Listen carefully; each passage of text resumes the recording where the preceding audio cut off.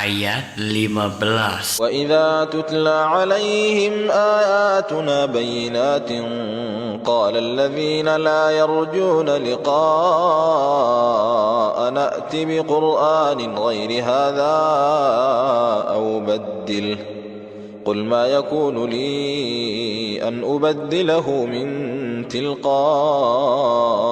نفسي إن أتبع إلا ما يوحى إلي إني أخاف إن عصيت ربي عذاب يوم عظيم. Jeung upama dibacakeun ayat-ayat kami kamaranehna kalawan tetela pok jalma-jalma anu henteu miharep kana baka papanggihna jeung kami teh nyarita cinggera datangkeun Quran anu salian ti ieu atawa ganti wae eta teh pok caritakeun henteu pantas kaula pikeun ngarobah eta Quran ku karep kaula sorangan. Kaula henteu tumut kana naon-naon salianti kana saniskara anu diwahyukeun ka kaula. Saestuna kaula sieun upama kaula wangkelang ka pangeran kaula ku siksaan dina poe